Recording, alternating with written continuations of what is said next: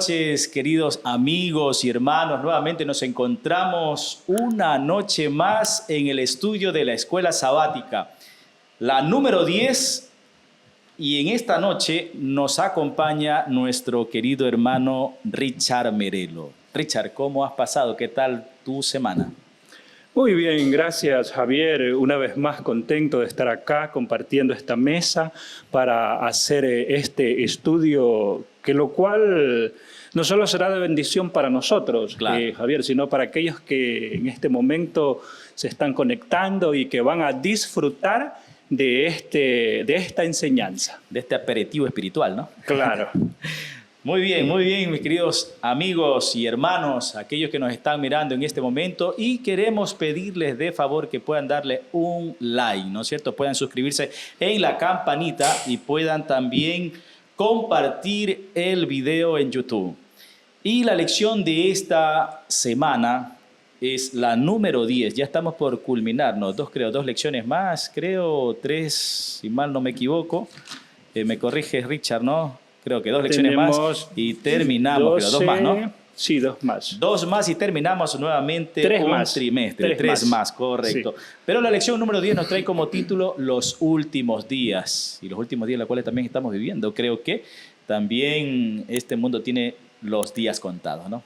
¿Y claro, qué te parece, Richard, si para empezar, como todas las veces los hacemos, compartir con aquellos que nos están viendo en este momento para hacer una oración? Y nos puedes dirigir en oración, Richard, y haciendo la invitación a aquellos que también nos están viendo en este momento. Muy bien, vamos a orar. Ahí donde estás, inclina tu rostro para tener un encuentro con nuestro Dios. Vamos a orar.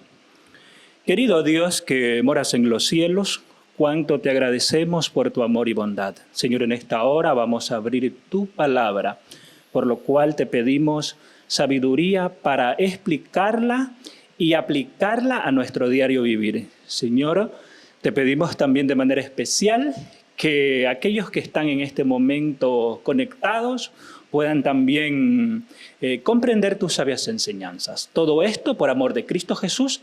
Amén. Amén. Muy bien.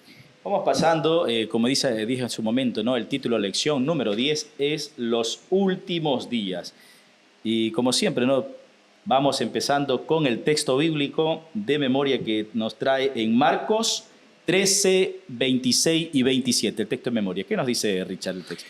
Dice, entonces verán al Hijo del Hombre que vendrá en las nubes con gran poder y gloria. Entonces Él enviará a sus ángeles y juntará a sus elegidos de los 4 vientos, desde un extremo de la tierra hasta el extremo del cielo. Ok.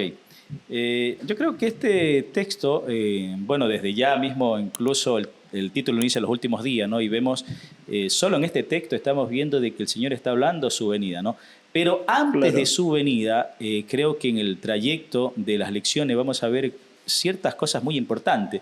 Por ejemplo, el entregar todo, ¿no es cierto?, de una mujer a comparación de otros, ¿no es cierto? Y es interesante esta lección, ya que nos habla de los últimos días, pero no es muy común hablar de los últimos días y dentro del contexto de mayordomía cristiana. ¿Verdad, no? Sí, porque siempre que se habla de los últimos días tiene que ver con persecución, la venida, las señales, terremotos, pestes, pero rara vez se cita lo que tiene que ver con el área de mayordomía cristiana, ¿no? Entonces es un complemento y que está bien, ¿no? Uh-huh. Porque muchos decimos, bueno, yo voy a entregar mi vida por Jesús. Oiga, pero si no entrega los diezmos, ¿cómo va a entregar su vida? O sea, no hay fidelidad. Claro. Totalmente, ¿no? Sí. Porque podríamos decir también, no, o sea, yo entrego los diezmos, decir, no, soy fiel a los diezmos, pero ¿cómo está mi vida?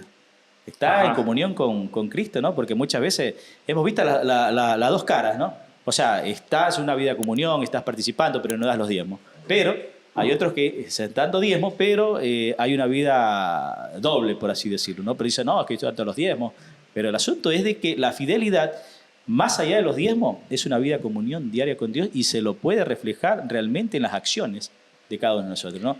Incluso la lección que vamos a estudiar, Richard, tiene que ver también con lo que Jesús habla con relación a las profecías de la destrucción del templo, ¿no? Pero también Claro. tiene una visión más allá, porque Jesús está hablando también más allá, pero como ejemplo da algo con relación a Jerusalén, ¿no? Así es. Y todo eso lo vamos a ver en esta hora. Por eso le pedimos a nuestros amigos, no se desconecten. Es más lo contrario, inviten a sus amigos a estudiar con nosotros. Somos Redención. Suscríbete a nuestro canal de YouTube para que esta comunidad pueda crecer. Y también queremos invitarte a que actives la campanita de notificaciones para que cada vez que se suba un video te llegue y puedas compartir este material para todos juntos poder crecer.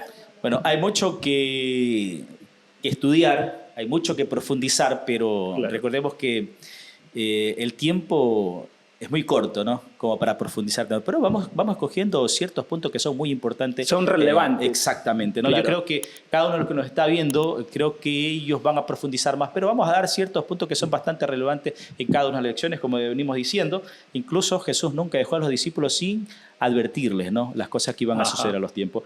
¿Y qué más, Richard? Si empezamos lo que dice Marcos 12, 41 al 44. Muy bien. Vamos a la Biblia.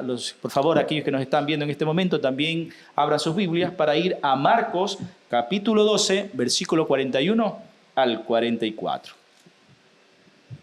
¿Qué nos dice Richard? Aquí hay un título interesante, la ofrenda de la viuda. De la viuda, ¿no? Ya, es hasta el 44. Dice, Exactamente. estando Jesús sentado delante del arca de la ofrenda, miraba cómo el pueblo echaba dinero en el arca, y muchos ricos echaban mucho. Y vino una viuda pobre y echó 2 blancas, o sea, un cuadrante. Entonces, llamando a sus discípulos, les dijo, de cierto os digo, que esta viuda pobre echó más que todos los que han echado en el arca, porque todos han echado de lo que les sobra, pero esta de su pobreza echó todo lo que tenía, todo su sustento. Ok.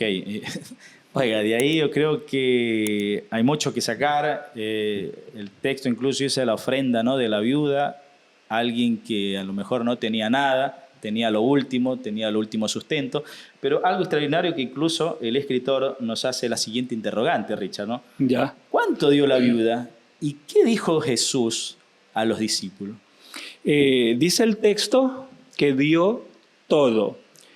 Aquello constituía su sustento.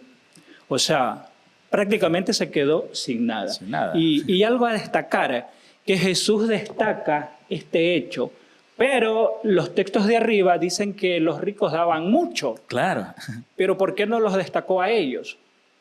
Una ¿Te has buena puesto a pregunta, pensar? ¿no? Una buena pregunta que incluso le dice a los discípulos, vengan acá, por así decirlo. Los ¿no? llama. Los llama y podríamos decir, hay una observación, mira. Mira cuánto dan ellos y mira aquella cuánto da. Y la comparación que hace, como tú dijiste hace un momento en la palabra, lo dio todo. Todo lo que tenía para su sustento. A lo mejor el sustento de ese día, ya no tenía más, pero yo creo que ahí ejerce la fe. Claro, porque es fácil dar y saber que te queda mucho. Exactamente. Ya, pero una cosa es dar y saber que no te queda nada. Y no solo que sabes que no te queda nada, sino que, bueno, ¿y qué voy a comer mañana? Mira, me hiciste recordar algo. Yo recuerdo que hace mucho tiempo en la iglesia hubo una necesidad, una hermana necesitaba ayuda de sus miembros de iglesia. Y en su desesperación, ella habló conmigo. Entonces yo hablé con algunas iglesias. ¿Ya? Y se le recogió una cierta cantidad de dinero. Pero de todo eso me llamó la atención algo. Una hermana de iglesia. Ella dijo, hermano Richard, yo no tengo, pero yo voy a prestar. O sea, ella dio de lo que no. De lo que no tenía. De lo que, O sea, de lo que no tenía. En otras cosas se endeudó por ella para poder darle y acoger una deuda, porque va a prestar en este caso, ¿no? Claro, entonces, y bueno, yo dije, no se preocupe, hermana. Oiga, y en la tarde ella regresó y, hermano, aquí está lo prometido. Entonces, cuando yo veo eso, vemos a alguien que lo entrega todo. O sea, ¿y eso se llama qué cosa? Eso se llama fe. Eso es lo que tuvo La viuda, ¿no? la viuda. Pero hay una cosa interesante, Richard, ¿no? De lo que hablamos. Y la palabra que dijiste hace un momento es entregó todo. Ajá. El asunto es cuánto estamos dispuestos a entregar a Cristo. ¿Entregamos todo o entregamos una parte? ¿Cristo cuánto entregó? Todo, su vida. Exactamente. Y yo quiero complementar lo que tú bien decías ahorita. Hay ocasiones que lo entregamos, pero con condición. Exactamente. O a veces lo entregamos porque no nace del corazón. Ya, si tú te das cuenta, la primera parte de esta lección está enfocada al área de la mayordomía cristiana. La fidelidad, la fe. Fidelidad, los diezmos, la ofrenda. Y hay algo que sucede en este tiempo y que sucedía en los tiempos de Jesús. Por ejemplo, no sé si tú has escuchado lo que voy a decir, pero yo ya escuché a muchos decir, bueno, yo no doy mis diezmos porque yo no sé qué se hacen con ellos. Ah, sí, eso sí. Ya, eso sí hemos escuchado. yo no doy mis diezmos porque en la administración hay corrupción. Yo he escuchado mucho esto. Pero yo te pregunto, Javier, ¿en los tiempos de Jesús, la administración de aquella iglesia, había corrupción? Claro. No solo había corrupción, sino que los líderes intentaban matar ¿a quién?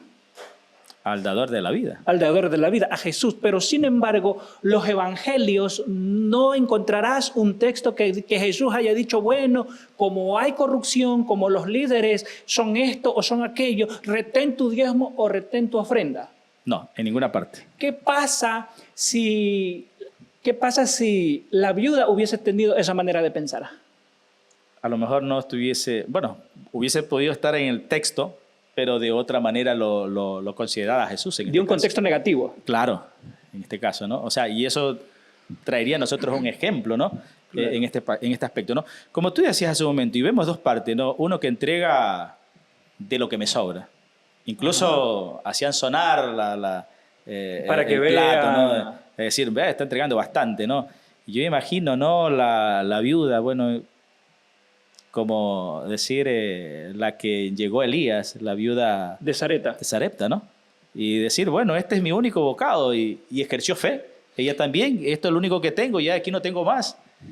Y lo interesante es que más o menos esto es algo muy parecido, porque llega el profeta y le dice, ¿sabe qué? Mira, tengo hambre y dame, pero a mí dame primero.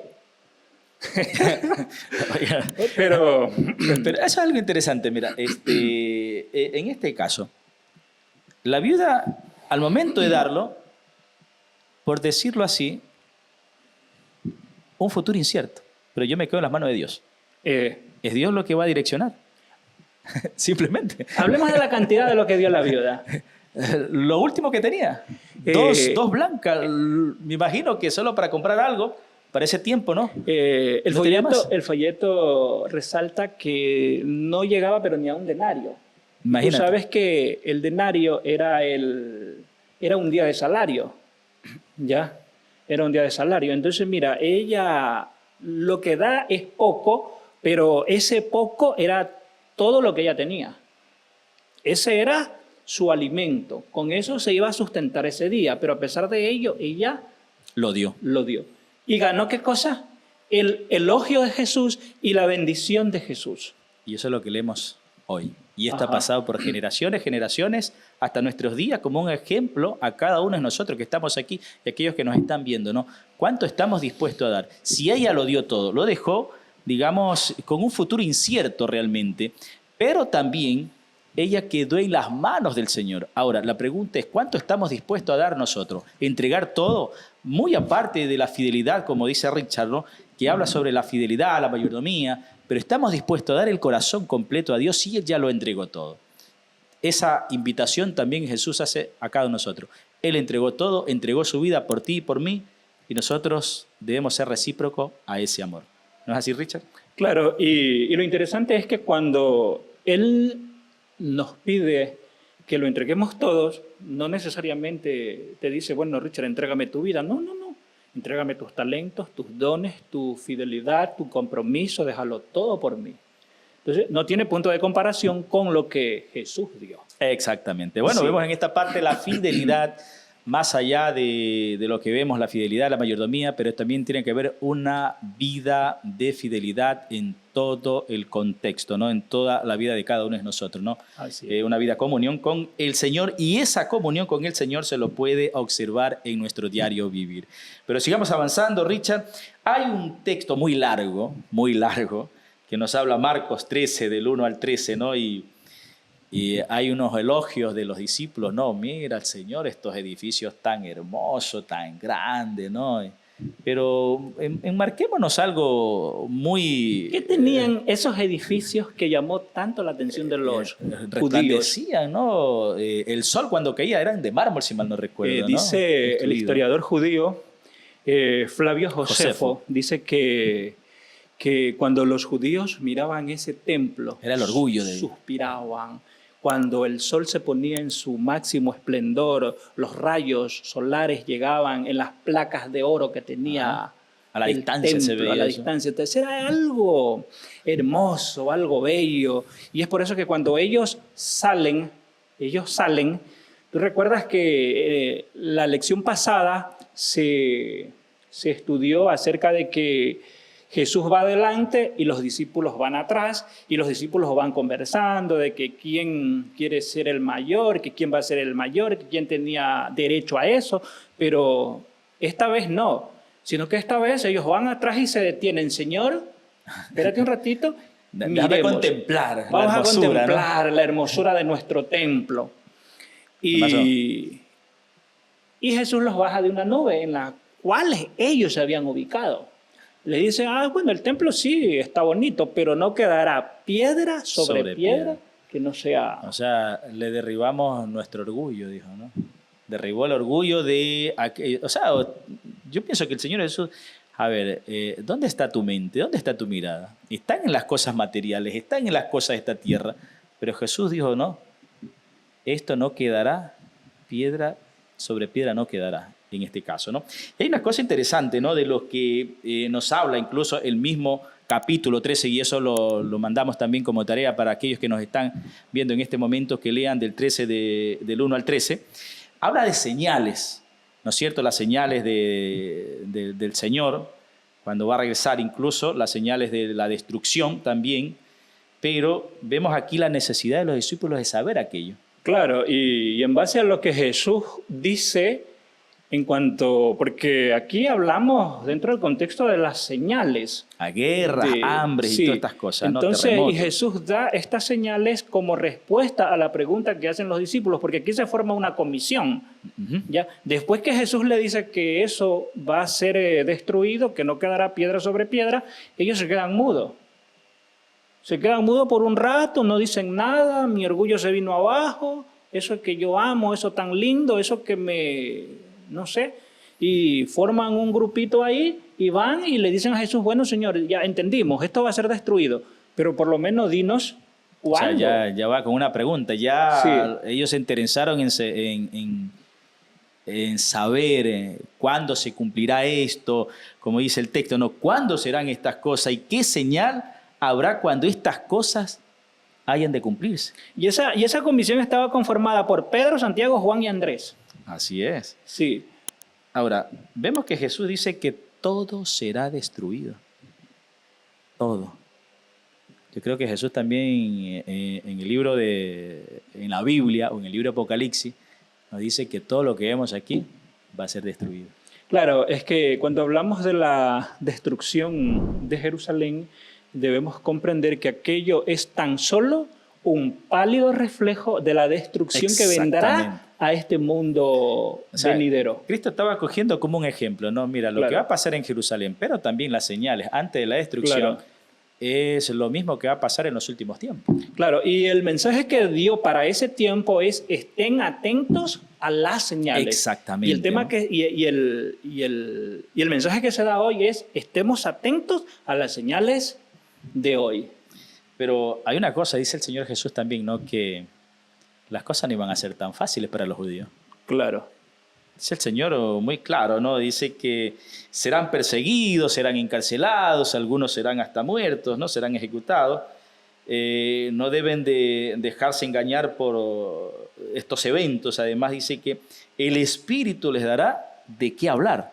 Ya, es decir, que lo que el Señor está diciendo es que en los momentos difíciles Él va a estar allí para apoyarnos. Es Por medio decir, del que Espíritu Santo, ¿no? claro, es decir, que en pocas palabras no estamos solos. Exactamente. Ya, ahora, lo interesante es que nosotros tenemos que escuchar, tenemos que estar atentos. El problema con la nación judía es que no estuvo atento a las señales.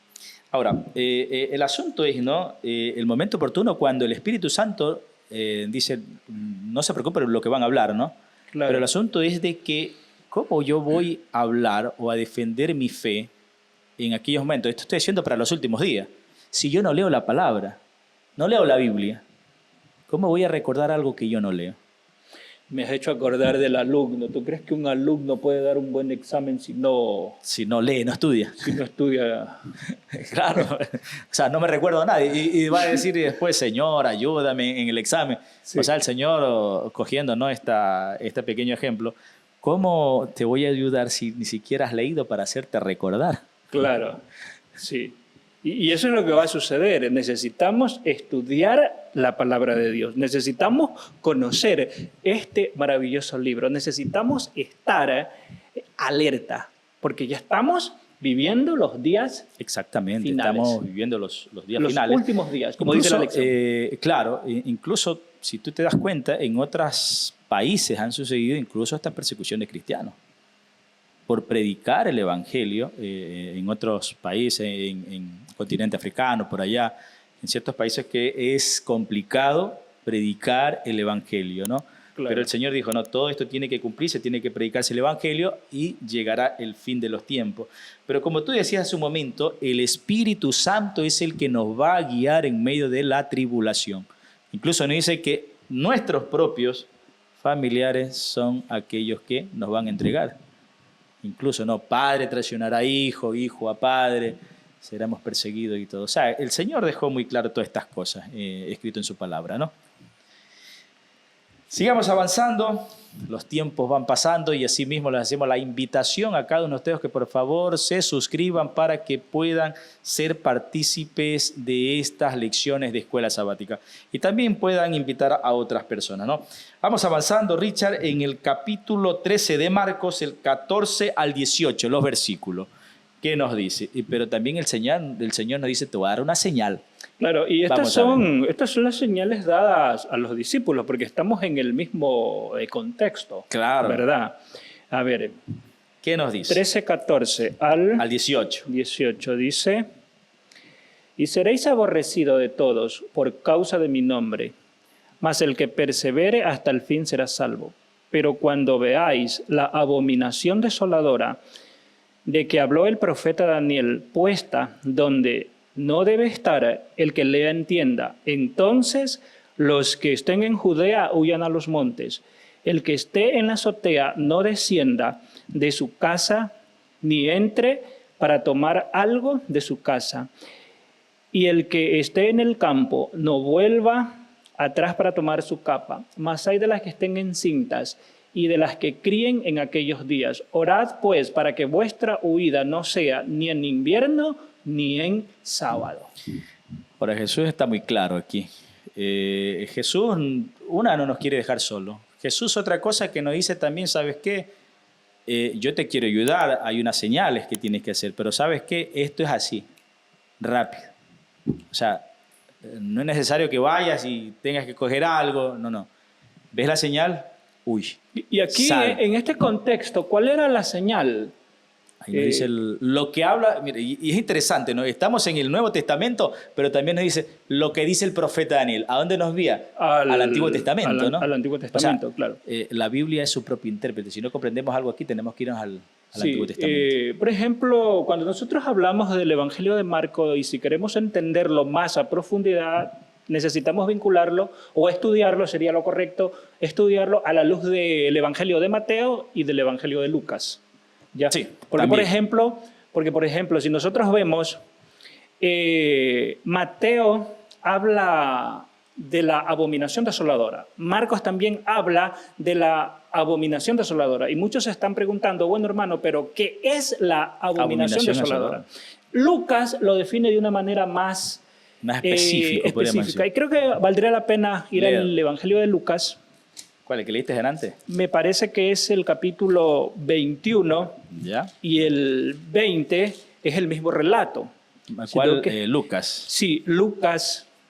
Recordemos que estamos en el Marcos, contexto, ¿no?, de la abominación desoladora. Ya. ¿Qué es eso? 20, Por 21 ejemplo, dicen. Lucas 21:20. Dice, 21:20. Ya. el 20 dice, pero cuando Veréis a Jerusalén rodeada de ejército, sabed entonces que su destrucción ha llegado. El 21. Sí, y ahí el 21 dice, entonces los que estén en Judea huyan a los montes. Y es el mismo texto, ¿verdad? Claro, es la misma historia, lo que dice acá. es la misma narración. Pero Ajá. Acá Lucas... Lucas parece que da algo más específico, más entendido, ¿no? Por eso es bueno estudiar estos evangelios, claro, ¿no?, cada uno, ¿no? Porque uno da su perspectiva, uno añade algo más que el otro no lo tiene. Sí, entonces cuando Mateo dice, cuando veáis la abominación desoladora en el lugar santo, entonces acá Lucas dice, cuando veáis a los ejércitos rodeando el lugar santo. ¿Qué es el lugar santo? Estamos hablando de un predio cerca del templo, que era denominado como lugar santo. Y claro, que no tenía nada que ver con los dos departamentos del santuario. ¿Ya? Entonces, cuando la gente veía a los ejércitos, o cuando ellos se dieran cuenta que llegaron los ejércitos al lugar santo, ¿qué era lo que debían ellos hacer? Huir. Huye. No te quedes, huye. Así como yo, José, ¿no?, cuando estuvo tentado por la mujer de Potifar, huye. Claro. Y el problema es que no huyeron. Algunos no huyeron. Pero los discípulos, los cristianos, creo que tengo entendido que ningún cristiano murió. Claro, de hecho, Josefo, si nosotros vamos a la historia, por ejemplo, Josefo habla de que murieron 1 millón de judíos. ¿Quiénes fueron los que murieron? Los que no huyeron. Pero Eusebio dice que los cristianos que huyeron, que vieron la señal, creo que fueron a Pella, Dios les preservó la vida. Entonces eso está registrado en la historia. Ellos vieron las señales. Claro, es decir, ellos vieron la señal que no vieron ¿quiénes? Los judíos. Los judíos pues, Ahora, la pregunta es, ¿por qué los judíos no vieron esa señal? Si ni el mismo Cristo lo tenían como Mesías, no creían que era el Mesías. Peor a las enseñanzas de él, cegado. Ajá. Y sabes que cuando ven la señal, en vez de huir, ellos deciden enfrentar al ejército. Ahora si tú te acuerdas, es importante que se me vino a la mente, ¿no?, de que hubieron 2 llegadas de los romanos. Claro. La una, incluso cuando ellos se van, yo me imagino que ellos dijeron, ganamos, miren que el Señor está con nosotros. Esto es paz, tranquilidad, el Señor está con nosotros, la ciudad no va a ser destruida. Pero eso era ¿qué cosa? Para que los cristianos huyan esa oportunidad de huir. Ya, por ejemplo, eso sucedió, lo que tú mencionas ahorita, eso sucedió en el año 66, cuando los ejércitos de Sestio Galio llegan al lugar santo, llegan y le ponen sitio a la ciudad. Entonces, ahí en esa lucha, por alguna razón que los historiadores no entienden, providencia de Dios, creo yo, Sestio Galio da la orden de retirada. Entonces, ¿qué hacen los judíos? Persiguen a las legiones romanas y matan a algunos romanos. Correcto. Entonces, esto hace que... ¿Tú sabes dónde estaba el grueso del ejército romano? Estaba en las fronteras de Roma, cuidando sus fronteras. Entonces, acá lo que llegaron fueron 2 legiones. ¿Ya? Entonces, pero el grueso del ejército romano estaba en las fronteras, cuidando la ciudad, el imperio. Ahora, ¿qué pasa? Que desde allí, desde la retirada de Sestio Galio, pasan más o menos 3 años y medio. ¿Ya? Tiempo suficiente para huir. Para huir. ¿Pero qué hicieron ellos? Ellos se pusieron a festejar de que habían derrotado ¿a quién?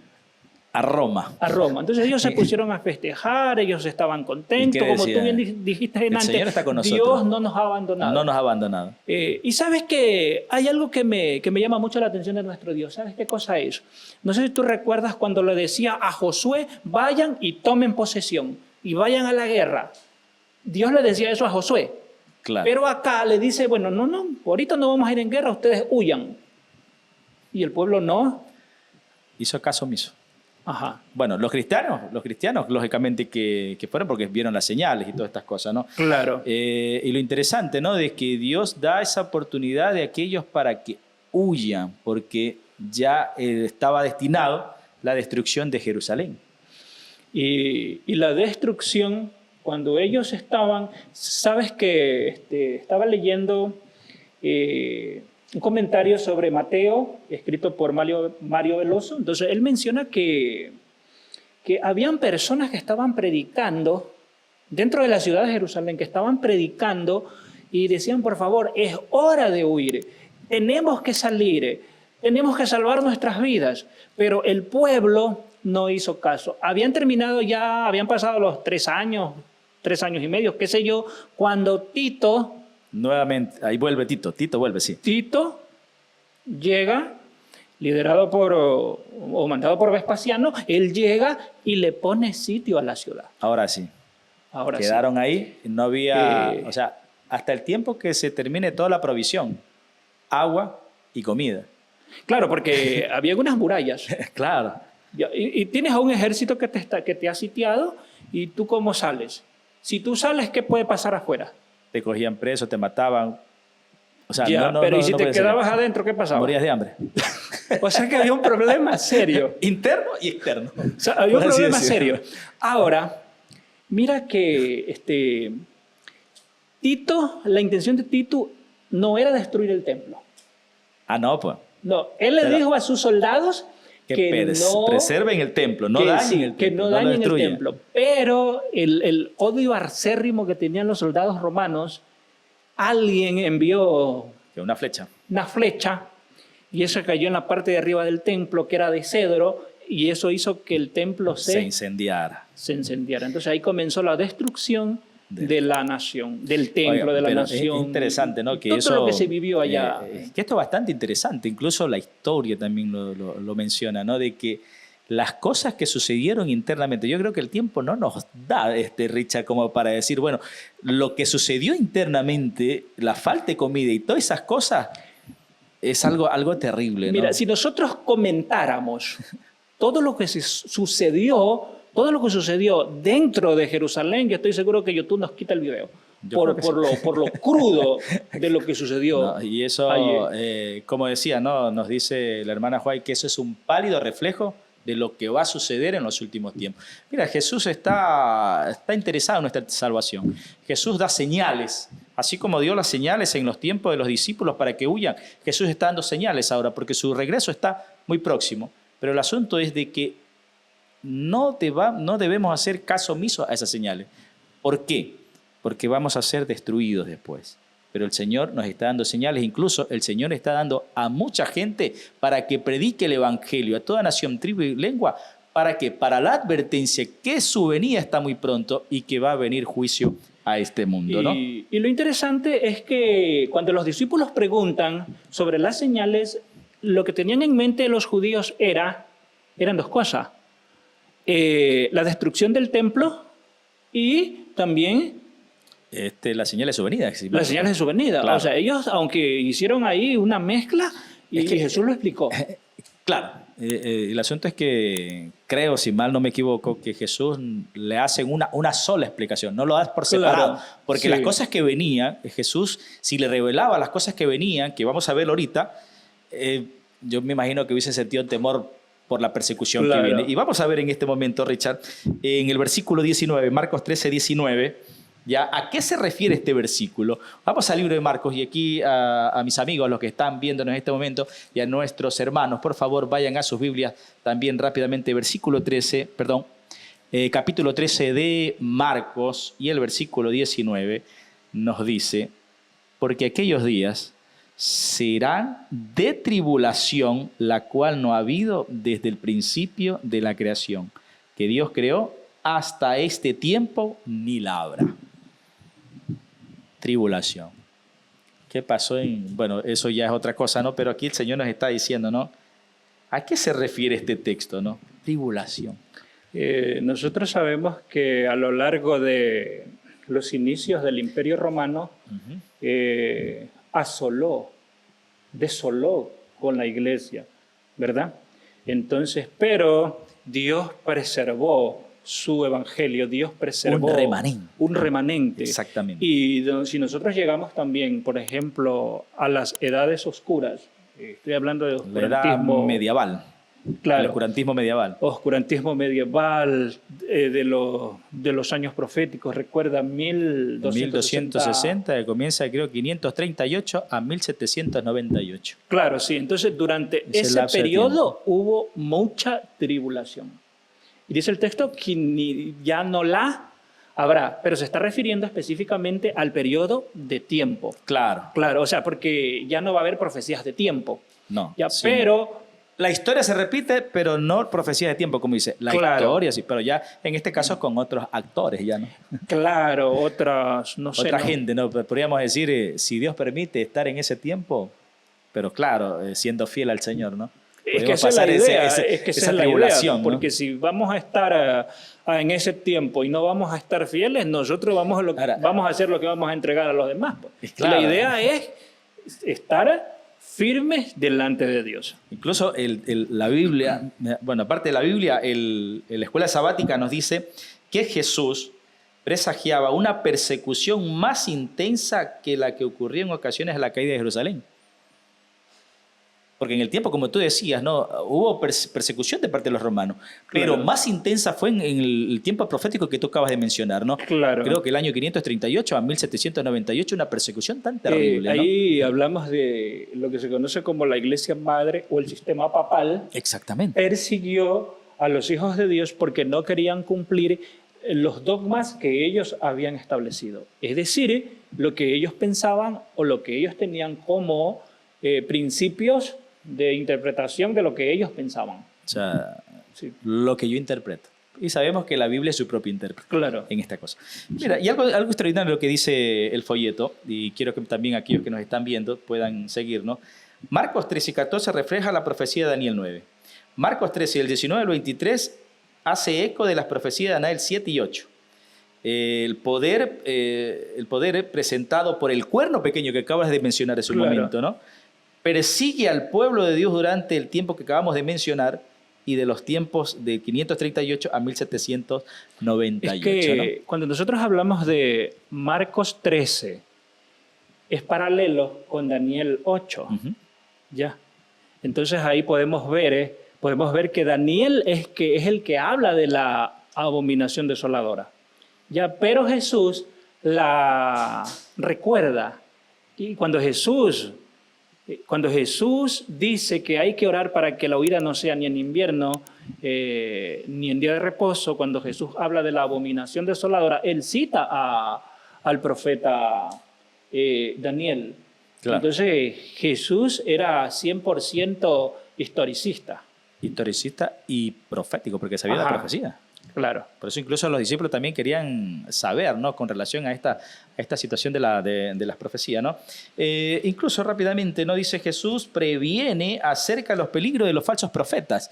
Incluso antes de la destrucción de Jerusalén, habían también falsos profetas, tranquilos, miren que el Señor está con nosotros. Y vieron que los ejércitos se retiraron. ¿Por qué? Porque el Señor está con nosotros. ¿Y sabes qué era lo triste de eso? Que muchos de esos falsos profetas se llamaban Jesús. Ah, sí, pues no. Lo dicen los evangelios. Lo dice, me parece que si la memoria no me traiciona, lo dice Josefo.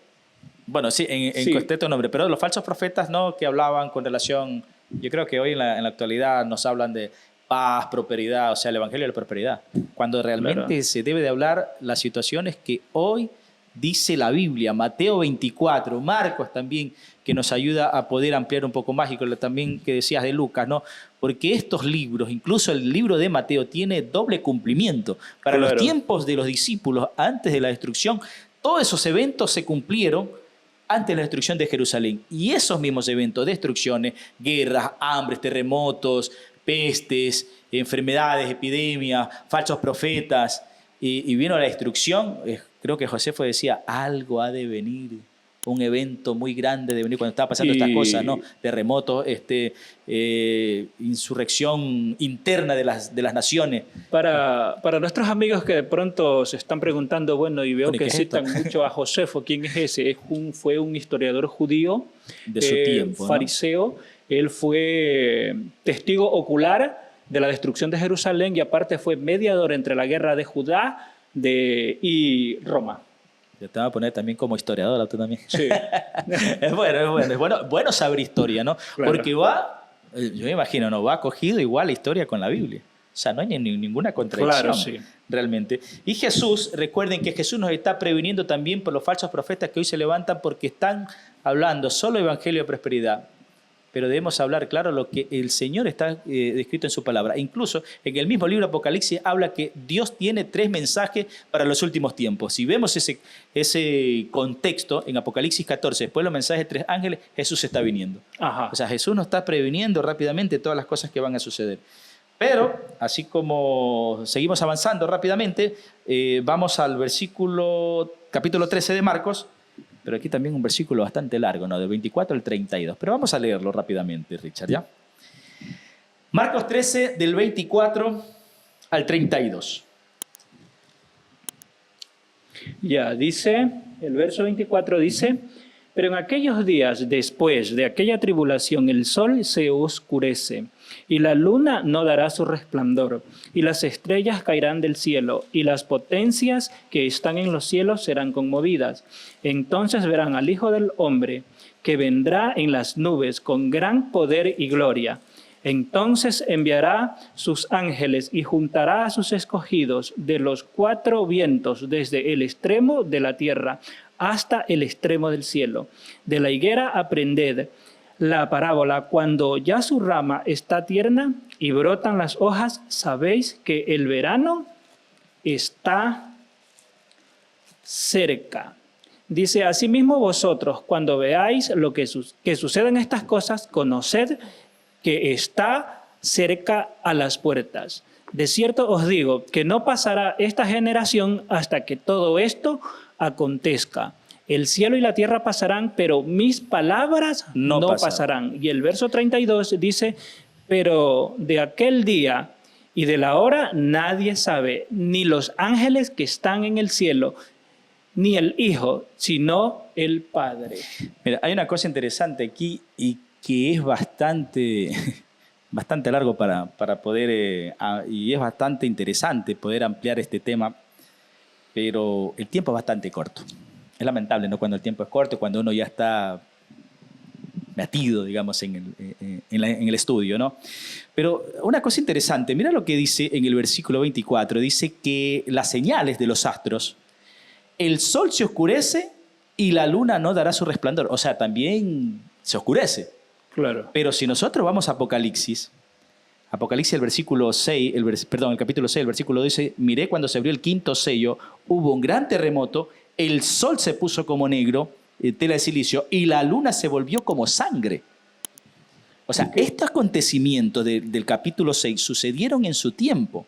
Claro, y estamos enfrente de un paralelo con el libro que citaste, de Apocalipsis. Exactamente. O sea, los estamos relacionando porque los 2 libros hablan de lo mismo. Y si tú ves, estamos hablando del Evangelio de Marcos y el que citaste allá es Apocalipsis. Entonces ahí está la relación entre Apocalipsis y los Evangelios. Exactamente. Y una cosa que quiero añadir algo, Richard, es que el libro de Apocalipsis, en el capítulo 6, estos eventos de estos astros sucedieron en su tiempo. Claro. ¿No es cierto? Anunciando cuando se dio el gran terremoto de Lisboa, cuando se cayeron las estrellas, cuando la luna se puso como sangre y el sol se oscureció, anunciaban que estaba por culminar la tribulación y por entrar a un juicio. Pero estas señales solo se pudieron ver en ciertos estados, en Estados Unidos y en ciertos... Claro, pero este evento, como yo te dije hace un momento, la luna se puso como roja, pero acá dice que la luna no da su resplandor. Lo que significa, incluso, si mal no recuerdo, la sierva de Dios, si mal no recuerdo, dice que estos eventos ya no van a ser locales. Van a ser universales. Ya estamos hablando de... Ya todo esto que tú mencionas ya se dio. Pero cuando hablamos de señales, dice que el cielo se va a enrollar como un pergamino, va a haber, no sé, temblor, las islas se van a hundir, y ya eso va a ser global. Entonces estamos enfrente de ¿qué? De la segunda venida de Cristo. Incluso esto que acabo de mencionar, incluso con lo que pasó anteriormente, es tipología. Lo mismo que pasó en el pasado se va a volver a pasar en el futuro, pero ahora es a nivel global. O sea, las señales, rápidamente, las señales que hubo anteriormente fueron locales, anunciando que la persecución se iba a terminar. Ahora, cuando estas señales se están dando, porque lógicamente que va a haber otra persecución en los últimos tiempos. Claro. Gran tribulación también en los últimos tiempos, ¿no? Y estas señales, cuando se den, está anunciando que la tribulación está por culminar y Cristo está por venir. Así es. Y es por eso que necesitamos estar preparados, amigos. Es necesario prepararse porque Cristo viene pronto. Las señales se están cumpliendo. Necesitamos estar listos. Yo termino con esto de aquí que dice, ¿no? En el Nuevo Testamento enseña consistentemente el retorno de Cristo, que es personal, literal, visible y audible. Porque imagínate que hoy dicen que ya Cristo está reinando por ahí, dice que ya viene en un cierto tiempo, otros dicen que bueno, que cuando uno muere ya se va al cielo, entonces si ya estás en el cielo, ¿para qué va a venir Jesús, no? Todos lo verá, dice, ¿no? Claro, sí, lo que pasa es que si nosotros vemos, hay muchas personas que son sinceras, pero muchos están sinceramente equivocados. Enseñando errores, engañando.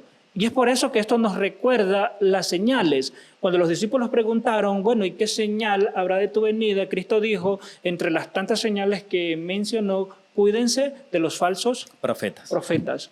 Porque el engaño va a prevalecer y hoy prevalece el engaño. Mira, muchos toman una Biblia y te dicen que esto va a acontecer, pero lo hacen dentro de un error. Es decir, sacan de contexto lo que la Escritura dice. Entonces, nosotros tenemos que estar claros en la enseñanza bíblica, porque nos pueden engañar. Tú hablabas delante de... y me llamó la atención todo lo que tú mencionaste, porque es lo que yo tengo aquí marcado. Cristo vendrá de manera, como tú lo dijiste, personal, literal, visible, audible. Todos le verán. Por eso cuando tú leías, este man me copió cuando yo estaba, cuando estaba estudiando, ¿no? Entonces estamos sintonizados, ¿no? No, eso es lo bueno. Eso es lo bueno. Claro. Ahora, ¿por qué destacar estos puntos? Cristo viene de manera personal. Él pudo enviar a los ángeles para que vengan a verte, pero él dijo, no, esta obra es tan importante que yo voy personalmente. Los mismos ángeles le dijeron a los discípulos, mira, así como se fue, lo vieron personalmente, que se fue, personalmente va a venir. Sí, viene de manera literal, así como lo que mencionaste, ¿no? Viene de manera visible. Es que hay un concepto errado de rapto secreto. Exactamente, eso se me olvidó, gracias. Sí, rapto secreto. Ahora, por eso aquí está marcado, viene de manera visible. Ahora, ¿qué es el rapto secreto? Ojo, esto es algo errado que gran parte del cristianismo tiene en mente. Es que incluso se ha hecho hasta películas de esto. Claro, estamos aquí, te desapareciste tú, se fue Richard, lo raptaron, por así decirlo, ¿no? Sí, y eso sucede, eso acontece en enseñanzas erradas. Pero Cristo va a venir de manera visible. Mira que viene con el sonido de una trompeta. Porque si tú recuerdas, en 1 Tesalonicenses, en el capítulo 4, y en el verso 16 dice, porque el Señor mismo, con voz de mando, con voz de arcángel Y con con trompeta de Dios Imagínate, descenderá viene con del el cielo. sonido de una trompeta y que eso sea secreto, que sea rapto Y que no se escuche. y que no se escuche, imagínense. Entonces, debemos estar claros Y en cuanto preparado. a cómo Cristo viene. Así Cristo no viene secretamente, no, Cristo viene en poder y gloria, de manera visible, con los ángeles, y todos lo vamos a ver. Y viene por ti y por mí, ¿no? Por todos aquellos que realmente han vivido para Cristo. Y Richard, así como todo comienza, todo tiene que terminar, y como dije hace un momento, hay mucho que estudiar en esta lección número 10. Bueno, en todas las lecciones hay mucho, pero el tiempo es muy corto. Richard, ¿qué nos puedes decir? ¿Qué hemos aprendido durante esta semana en esta lección? Yo creo que lo que puedo destacar es la preparación que Amén. Dios desea para cada uno de nosotros, que estemos atentos, que nos preparemos en el área de la mayordomía cristiana, Amén. en estar atento a las señales, porque estamos viviendo los últimos días. Entonces necesitamos estar preparados, porque Cristo viene pronto y Él viene para llevarnos a un lugar donde no vamos a ver todos los pesares y penurias que hoy nos toca vivir como seres humanos. Allá nuestra vida será, ahí sí podemos decir, color de rosa. Ya te iba a decir, déjame un poquito a mí para hablar. Porque ya Bueno, sí hay llevaste mucho todo. para hablar. Yo, cuando entramos a esta parte, que es la última parte de la lección y que habla de la segunda venida de Jesús, yo me emocioné. Yo dije, vamos a hablar mucho. Pero bueno, El tiempo es corto. El productor ya nos está haciendo así. Corte, dice, ¿no? Pero, queridos amigos y hermanos, le agradecemos a cada uno de ustedes, ¿no? Pero las enseñanzas que Cristo nos está dando por medio de la Biblia, sus escritos, es para que nosotros nos preparemos. Las cosas que sucedieron en el pasado, nuevamente van a suceder en los últimos tiempos. Poco a poco se están viendo todas las señales que Cristo está pronto. Fidelidad, como acaba de decir mi compañero hace un momento, mi compañero hermano, en la fe. Bueno, y también descendemos del mismo Padre, ¿no? Claro. Claro. Fidelidad tanto en la mayordomía como una vida fiel, constante en comunión con Dios, preparándonos para ese gran encuentro. Y recuerda que habrá tribulación, pero el Señor no nos dejará solo, ni a ti ni a mí. Vamos a hacer una última oración, y después de la última oración pronuncias cuál es la siguiente clase, ¿no? Después de la Claro última que oración. sí. ¿Ya? Muy bien. Vamos ahora, los invito a los que nos están viendo en este momento, y no se olviden de, por favor, de suscribirse al canal de Redención. Vamos orando.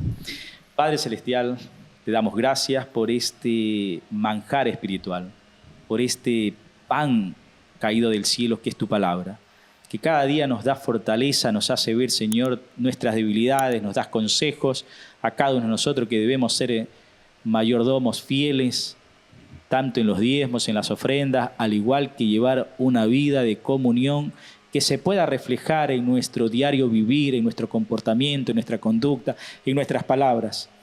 Y te suplicamos, oh Dios, de que nos des entendimiento por medio de tu Santo Espíritu para poder comprender las Sagradas Escrituras. Bendice a cada hermano, cada amigo que nos está viendo en este momento, y todos los que conformamos Redención también. Te lo pedimos todo esto en el nombre de nuestro Señor Jesús. Amén. Amén. Amén. ¿Cuál es la última lección? Perdón, la penúltima lección, Richard, y haz la invitación para la última. Y muy bien, mira este título interesante, lección número 11, arrestado y juzgado. Arrestado, apresado y juzgado. Muy Esta bien. lección estará fascinante. Te invito a la próxima semana para que podamos juntos compartir esta apasionante lección. Gracias por acompañarnos y Que Dios ¿recuerda? te bendiga. Eso mismo. Somos Amén. Redención, esperanza Redención. para tu vida. Amén.